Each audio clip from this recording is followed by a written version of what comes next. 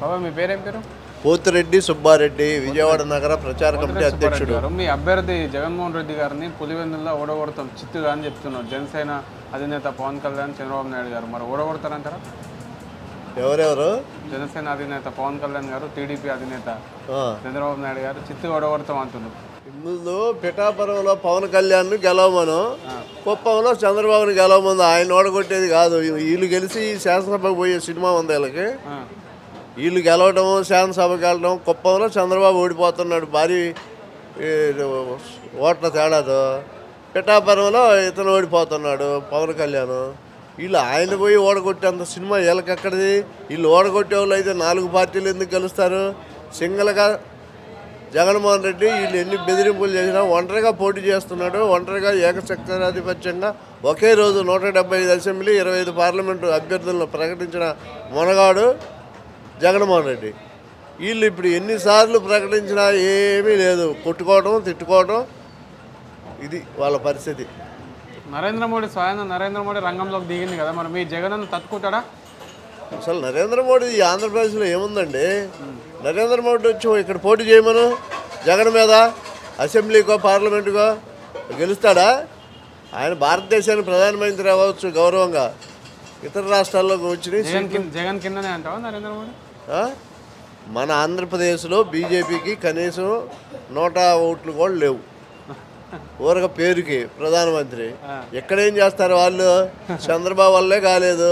14 ఏళ్ళు ముఖ్యమంత్రి చేసిన వాడు రేపు ఎమ్మెల్యే గెలుస్తానా ఓడిపోతానని ఆడు దిగులు పడి వస్తున్నాడు. అక్కడ పెద్దిరెడ్డి రామచంద్రారెడ్డి గారు ఉన్నారు, పులి. ఆడు గెలిచే పనే లేదు. నారా లోకేష్ గెలిచే పనే లేదు. పవన్ కళ్యాణ్ గెలవడు. జగన్ వాళ్ళు ఏం చేస్తారండి? అసలు లెక్క పక్క. సుమారు ఎన్ని సీట్లు గెలుస్తారు?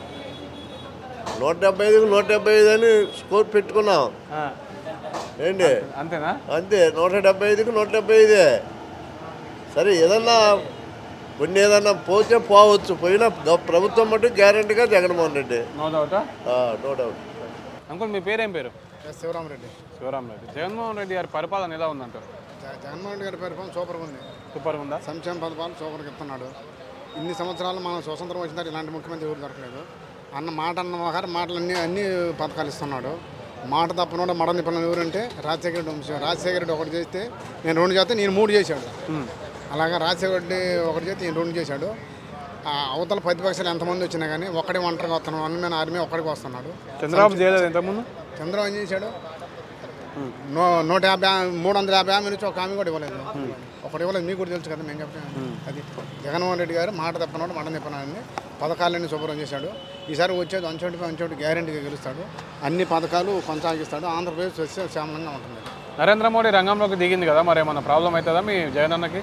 నరేంద్ర మోడీ చేంజ్ చేస్తే ఆయన ఢిల్లీ వరకు చూసుకుంటాడు. ఆంధ్రప్రదేశ్లో వాళ్ళకి ఒక చెట్టు కూడా లేదుగా, లేదుగా, డిపాజిట్ కూడా లేవు వాళ్ళకి కనీసం 2-3% కూడా లేదు. వాళ్ళు ఏం చేస్తారు చెప్పండి? ఇప్పుడు వచ్చి వీళ్ళందరూ ఎంతమంది గెలిచినా కానీ, ఇప్పుడు ఆ రోజు భారతంలో ఎంతమంది గెలిచారు? కౌరవులు అందరూ కలిసినారు.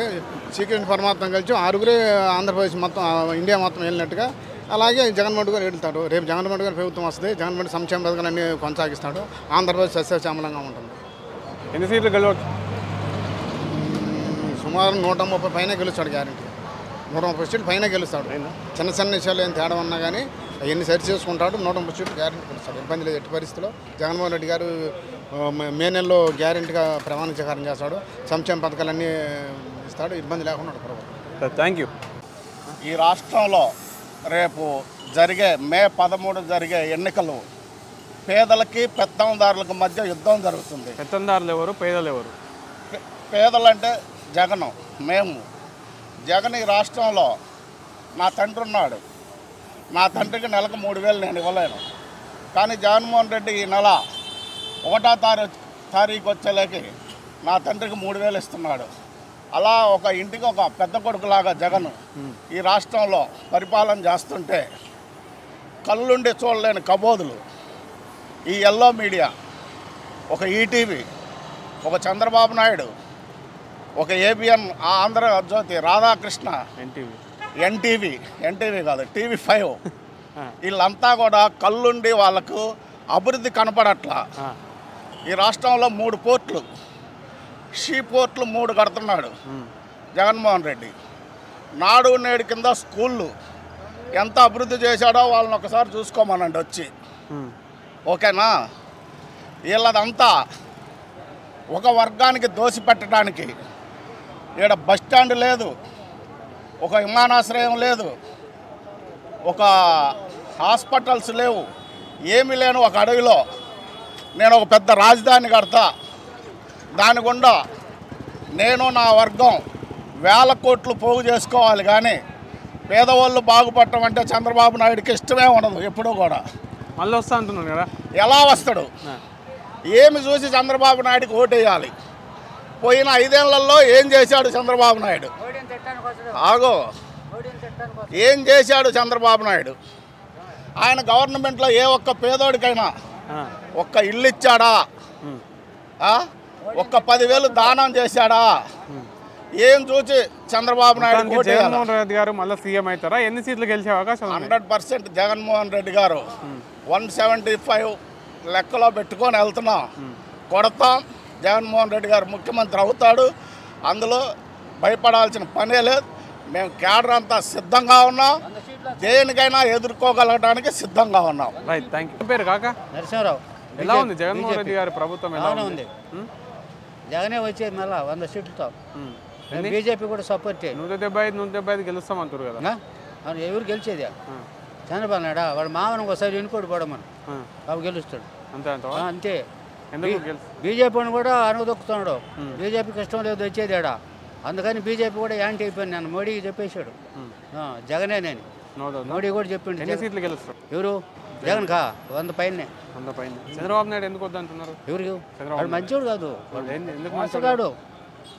నీకు నీ కుటుంబానికి ఏమైనా హాని చేకూర్చిందా? నా కుటుంబానికి, నా కుటుంబం ఒకటే కాదు, ప్రజలకు హాని చేస్తాడు. ఏం చేసిండు? ఏమి చేసిండు? 2 సార్లు ముఖ్యమంత్రి అయ్యిండు. ఏమన్నా అభివృద్ధి చేశాడా? ఏమన్నా పోలవరం అని పోలవరం డబ్బులు అని తెంగి పోలవరం సగం ముందు వదిలేసిపోయిండు. ఏం చేసిండు ఆయన? దేశాన్ని తోసేది. పవన్ కళ్యాణ్ గారి పైన అభిప్రాయం ఏంది? పవన్ కళ్యాణ్ ఆయన ఎట్టంటే అట్ట, కచ్చోడు ఇట్ట అంటాడు, కచ్చోడు అంటాడు. కచ్చోడు మోడీని పొగుడతాడు, కచ్చోడినేమో ఇట్ట అంటాడు. అంతే ఆయన పని. ఆయన చంద్రబాబు నాయుడు బినామీ. కూర్చోరంటే కూర్చుంటాడు, లేకరంటే ఎగమంటాడు. అది ఆ పవన్ కళ్యాణ్ పరిస్థితి. వాడికి దిక్కులేదు. వాడి సీటుకి వెళ్తాడు. వాడికి సంక్షేమ పథకాలు నీకు వస్తున్నాయి? పింఛన్ వస్తుంది. మరి అక్కడి నుంచి మా ఆడవాళ్ళకి 45 సంవత్సరాలు డబ్బులు వస్తున్నాయి. మా అమ్మాయి ఒక అమ్మాయి వికలాంగులమ్మ అంటే ఆ అమ్మాయికి పింఛన్ వస్తుంది. బాగా గవర్నమెంట్ బాగానే సపోర్ట్ బాగానే ఉంది. మళ్ళీ జగనే వస్తుంది. మళ్ళీ మేము జగన్ వేసేది ఏమి డోకలేదు. 100 సీట్లు పైన జగన్. వీడు ఎన్ని అయినా ముగ్గురు యాగమైనారు కానీ నేను పోయింది యాగం అయిపోయింది. నేను బొప్పిడి మీటింగ్లో చంద్రబాబు నాయుడు మాట్లాడింది. మా బీజేపీ వాళ్ళు మా మోడీ పక్కన దింగండు. నానా నువ్వు డేంజర్ కాడివి అది. ఒకప్పుడు మోడీని తిట్టింది నేను, ఇప్పుడు మోడీని పొగుడుతుండడు. ఆయన తిరిగితో తిట్టినప్పుడు మొత్తానికి వైసీపీ అధికారంలోకి వస్తుందా? వైసీపీ అధికారంలోకి వచ్చింది.